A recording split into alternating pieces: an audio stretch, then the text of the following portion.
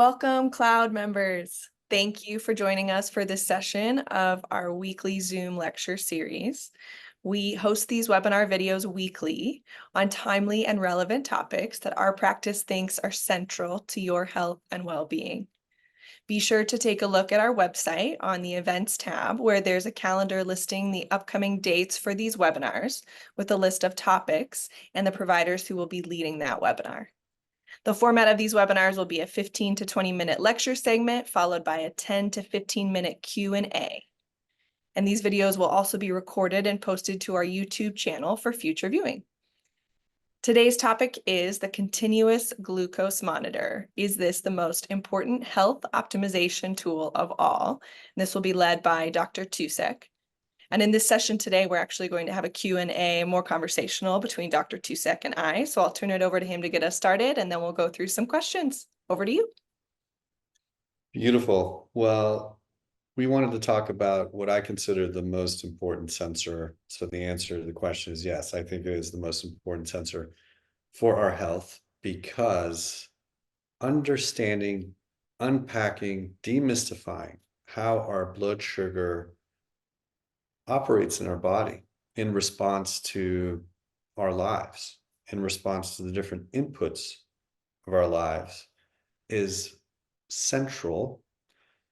Not only is it what basically creates the ability for us to produce energy, glucose metabolism is one of the two ways that we derive the capacity to produce energy in our bodies on a cellular level. But when that process is disordered or dysregulated or not optimized, it actually is the driver of all three of the leading causes of death and disease: cardiovascular disease, neurodegenerative conditions like Alzheimer's, and cancers. So dysregulated glucose, or bad blood sugar regulation or metabolism, is the driver of pretty much all of our chronic diseases. So it's pretty important. And guess what? Nobody knows what their blood sugar is at any time. Like, there's no way you can sense exactly what it is. Although some people say, I think my blood sugar is low. I'm feeling hypoglycemic. I'm feeling bonky. I'm feeling hangry. I'm feeling a little brain foggy. I'm feeling a little off. Those indeed are the symptoms of glucose levels that are a little bit lower than our bodies like. But it's very, very hard to detect when our blood sugars spike a little bit. And the CGM, continuous glucose monitor, is the tool that syncs to your iPhone. It lives on your arm for about 2 weeks at a time. It's a little patch. I don't have one now, but I usually use it a couple times a year just to keep myself honest. And it's very easy to apply and gives you instantaneous feedback, pretty much in real time. Just by looking at your phone, you can see exactly what your blood sugar is. So it's a pretty cool tool. Very cool. Can you tell me, Dr. Tusek, what causes those glucose spikes? Yeah, so everybody's different. That's the first thing to say. And so we know that obviously food, what we're eating, will then essentially determine the level of blood sugar in our blood, or the blood glucose of our blood will rise in response to different foods to different extents. I would say two important things. One is, it's almost always shocking. It's almost always surprising. It's almost always a unexpected result that we will find. Foods that we've always thought were really, really healthy for us will oftentimes throw your blood sugar into an astronomical range. Foods that we sometimes think may spike our sugars may not spike our sugars at all, may actually drop them. And so I think it's really useful to understand not necessarily conventional wisdom or what you hear online or on TV or whatever about what is good and bad or healthy or unhealthy food, but from a metabolic perspective, to actually see it in real time in your own body with your own glucose monitoring system. And so, so that's why I would say there's certain unique tendencies for each of us to respond to food differently. However, we all have blood glucose that's affected really by all of the 5 pillars to some degree, right? So our hydration status, our nutrition, our exercise, our sleep, and our stress levels, the 5 pillars of health, all significantly modify or modulate our blood glucose levels, meaning it's not just what you eat. If you ate the exact same thing in the exact same quantity at the exact same time, 7 days in a row, but one day you slept very poorly, the next day you slept really well. One day was a super high stress day, the next day was a chill day. One day you sat at your computer all day at home, didn't move much. The next day you climbed Long's Peak. Radically, totally different blood glucose levels, even though you ate the same thing in the same amount. And so that's why we want to kind of understand in vivo, in our actual lives, in our actual bodies, what's happening to our blood sugars based upon our normal daily activity and based upon our normal daily food intake. Fascinating. I had no idea that it was all of those things. I just imagined that it was the sugared cereal that I no longer eat for breakfast anymore. You know, I mean, the impact of cortisol, which, you know, we know is the stress hormone, right? It's one of the big sort of blood-derived transmitters coming from our adrenals that's related to our sympathetic nervous system. When we're in sympathetic overdrive, meaning we're having a lot of stress in our lives, a couple of things happen. One is our heart rate variability, our HRV drops. And much of that is due to the adrenal output. So the adrenal glands that sit on top of our kidneys secrete in the face of psycho-emotional spiritual stress. That stress sends various signals down to the adrenals, and in response, the adrenals produce things like adrenaline, norepinephrine, cortisol, and all of those things have very, very direct impact on lots of things in our bodies, including our blood sugar. Wow. So then what can one do to limit these spikes, the glucose spikes that happen? Yeah, I mean, the first thing to do is to really try to figure out, like, crack the code on your metabolism. Literally, you know, that's what a CGM allows you to do. It's a way to crack the code on your own personal metabolism. So what in all of those 5 ways, in all of those 5 pillars, can I do? Can I modify? You know, what I have found personally is super fascinating, is really surprising to me. My blood sugar doesn't really depend on what I eat, which is like the craziest notion. But when I wear the CGM, I find that what I eat doesn't really matter as long as I get my workout in. If I get a 1 or a 1.5 hour bike ride in, I can pretty much eat anything I want. Sweet, sugary, high carb, low carb, whatever, starchy, whatever. And it doesn't really create those glucose spikes. And the glucose spikes we define as anything above 140. So we always look for, you know, we don't want to be in the fasting state much above 100. So before breakfast, before a meal in the morning, you don't want to be much above 100. You'd like to be in the 90s or lower. And you don't want to ever ideally be above 140 after a meal, 5 minutes, 10 minutes, 30 minutes, 60 minutes after a meal. At no point do you want to go above that. And from time to time we do, and that's fine. But we just really want to check ourselves, right? We want to be honest with ourselves about how often that's happening. And it shouldn't be very often. And when that doesn't happen very often, i.e., when you're below 100, in the 90s fasting and below 140 postprandially after eating foods, then we say, look, you're pretty much metabolically optimized or metabolically regulated. The numbers are the same as blood pressure, by the way. We don't want to be above 140 over 90 blood pressure wise, and that's about the same range for blood sugar. Okay. It's an easy thing to remember. So, so what affects that is all of those 5 pillars. So in my case, if I get my workouts in, that's a good reminder that I increase my metabolism enough to pretty much handle potatoes or yams or rice or even a dessert here and there.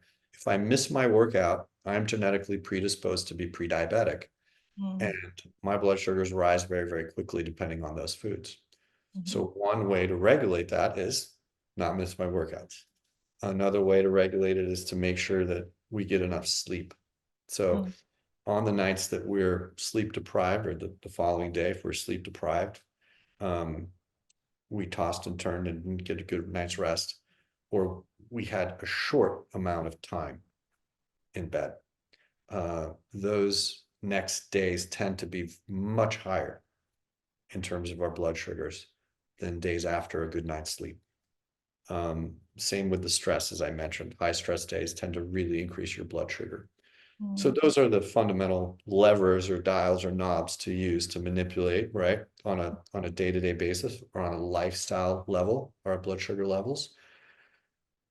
But back to the food thing, another handy way to sort of think about how this all works is there's only 3 types of foods or 3 types of macronutrients.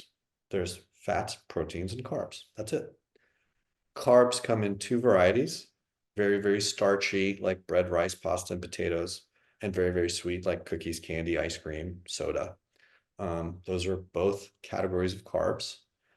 And then there's fats and proteins, and that's it. So if we're eating carbs, let's say we're having whatever, a piece of bread, whether it's gluten-free or not, or a dish that has a rice in it. You will find that those types of meals, oatmeal is a great example, those types of meals that are relatively high carb will make your blood sugar spike significantly, particularly if you start with those, and particularly if they're eaten independently. However, so in other words, a bowl of oatmeal, plain oatmeal is going to almost always spike your blood sugar. However, if you put a ton of berries on top of that oatmeal, a ton of almonds on top of that oatmeal, a bunch of other nuts, walnuts, cashews, and anything, quite frankly, that has either fiber, which stabilizes our blood sugar, or fat or protein, which also limits the rapidity or the speed of which the food is converted into glucose and enters our bloodstream. You can really modulate that. Pouring oils on our food, healthy oils, healthy fats, olive oil being kind of the optimal idea. Pour olive oil on everything, and it will definitely stabilize your blood sugar. Wow. Flaxseed oil is another super healthy oil. So 5 pillars of health, again, hydration, nutrition, exercise, sleep, stress reduction, right? We want to always keep those in mind because they will directly relate to our blood glucose levels, but also specifically, we can alter the quantity.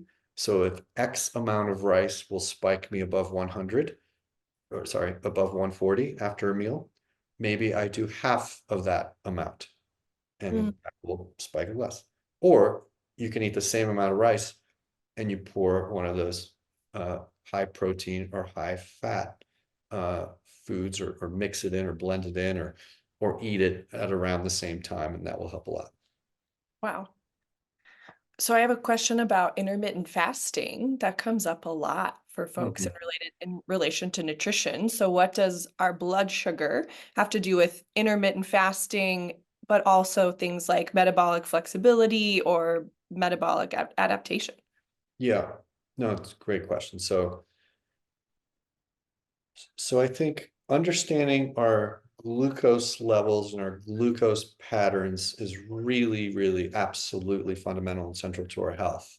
Mhm. And that is only one of the two fuels that we can use. And most of us in America think that we are and live as though we are gas guzzlers, as opposed to the hybrid engines that we truly are. Mm. When we run out of fuel, i.e., glucose, we crash, as we Mhm. talked about. We feel hangry, we feel bonky, we feel cranky, we get the 3 o'clock crash and brain fog and all of those symptoms associated with hypoglycemia. Because for the most part, we're almost always within 3 feet of a refrigerator, right? And so this is the way we grew up. Certainly I did. You know, you wake up in the morning, you have breakfast. A few hours later, around 10 o'clock, you have a snack. A few hours later, around noon, you have lunch. A few hours later, you have another snack, and then dinner, and then another snack. And then right before bed, sometimes we have a snack. So we're pretty much eating all day long. And as our glucose levels drop, anytime that happens, even a tiny, tiny bit, into what would otherwise be a very healthy range of low, but our body feels that as too low. And it Mhm. says, feed me. And you say, okay, I'm hungry. So let's have a snack or have another meal. And eating or living with that pattern, with Mhm. that lifestyle, with that type of meal timing shuts down the metabolic machinery, the cellular machinery of this whole other side, this whole other capacity for us with which we generate energy, which is our fat metabolism, our lipid metabolism, our ketone metabolism. So we are born to be hybrid engines. We're born to be able to use glucose when it's there. But if our glucose or blood sugar levels drop a little bit, it's no big deal. We'll just turn on the battery. Mhm. And even very, very lean people have 4, 5, 6, 7 weeks of Wow. energy stored as fat around our organs, around our tissues, meaning that we won't die of hunger, we won't starve to death Mhm. for weeks and weeks and weeks, just because we have this battery. Mhm. But most of us can't access that energy to save our life. I mean, we just don't, we've turned it off simply because anytime our glucose drops, we give it more glucose. We give our bodies more sugar, right?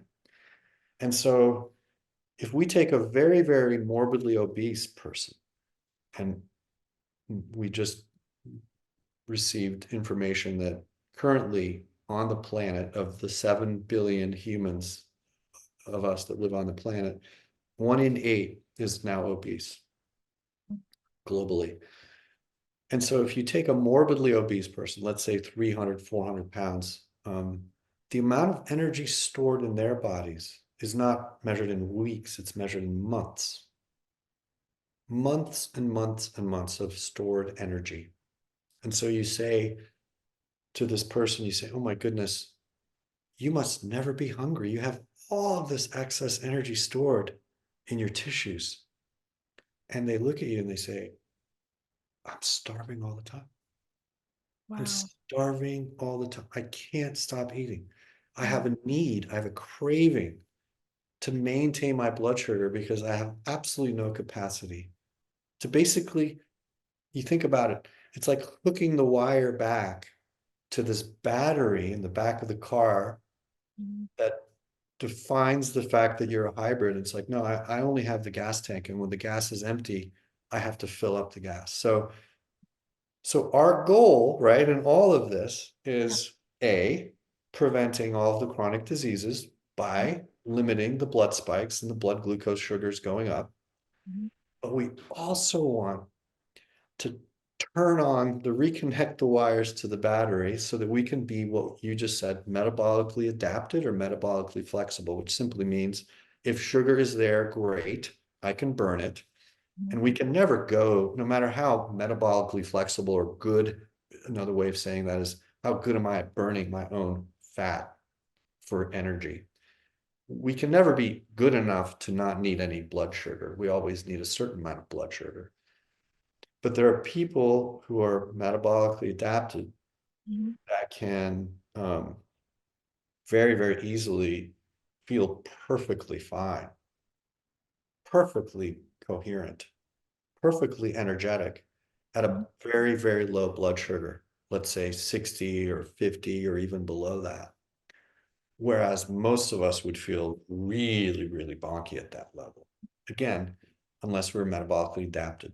So, how do we learn how to become sort of fat burning machines? How do we learn how to access our fat, not just for aesthetic reasons, not just for weight loss reasons, for energy and metabolism reasons? Yeah. And the answer is very simple, and that's through some form of a fasting practice. The easiest of which, by far, I think, is intermittent fasting, which is time restricted feeding, which is I only eat for 8 hours, which by definition means I'm fasting for the other 16 hours per day. And most people pick something like 10 to 6 or 11 to 7 or noon to 8 as their 8-hour meal window. And then the other times they're not eating, they're not consuming calories outside of that 8-hour meal window. And that's why we say the first rule of Cloud Medical is to kill your breakfast. Like if you want to be healthy, don't eat breakfast. And again, like how crazy is that, right? It's probably the mantra that we were like the most important thing you can do for your health. The most important meal of the day is breakfast. And we're saying it's actually the opposite.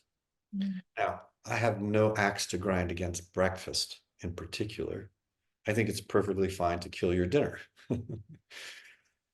If you want to do early 8-hour meals, you can start early in the day, but you got to finish 8 hours later so that your body has that 16 hours to learn how to adapt. That's why it's called metabolic adaptation. I can learn how to adapt in an environment where I'm not constantly eating all the time throughout the day. And that takes about a month. Some people become metabolically adapted much sooner, 2 weeks, 3 weeks. Sometimes it takes a little longer, 6, 7 weeks. But somewhere within a month, you will notice that you stop getting hungry, you stop getting hangry, you stop getting bonky. Your brain actually becomes more clear. Most people tell me, I feel as though I've gained 5 to 10 IQ points. I Wow. feel more energized. I sleep better. I have a greater sense of well-being. And we can talk about why that might be. One of the main reasons is because when we burn our fat for energy or our fatty acids and lipids, per gram, more energy is created than when we burn sugar. And per gram, less toxic outputs are created. So we get more mileage out of the gas pedal, right? And less toxins out of the tailpipe when we increase our when we increase our fat burning metabolism. And again, maintain glucose metabolism just fine. But we also work on learning how to regain that hybrid capacity to use sides of our metabolism. Hence, metabolic flexibility. If the sugar is there, I can burn it just fine. But if it drops a little bit, no big deal. I'll just turn on the battery and go another 100 miles. I want to wrap us up for the sake of time, but I'm wondering if you could share one last action step if myself or one of our members wants to get a continuous glucose monitor because we're inspired by everything we just heard. What's our next steps here? Totally. Yeah. I mean, they're very, very affordable. You can get a Freestyle Libre for anywhere from around $60 to $70 at any pharmacy. So a prescription is required. So just reach out to one of our clinicians. We'll be happy to support you in that. We have a cloud CGM guide. It's a very quick PDF that shows you, it links to a video of how to put it on. It's very easy to put it on. It stays on for 2 weeks. It syncs to your phone, as I mentioned. You need to download an app, which is included in the CGM guide. It's called a Libre Link app. Free download of the app. It pairs with a Bluetooth connection with the sensor, and you don't need to purchase a separate reader. Your phone works perfectly fine.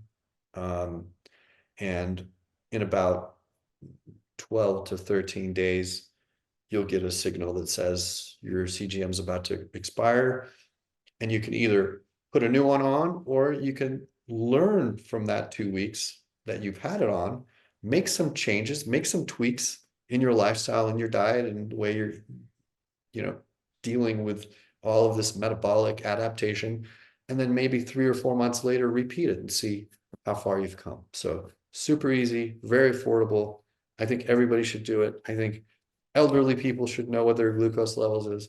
Teenagers should know what their glucose levels are, and safe, effective, and literally, from my perspective, the single most important sensor that you can use to crack the code on your metabolism.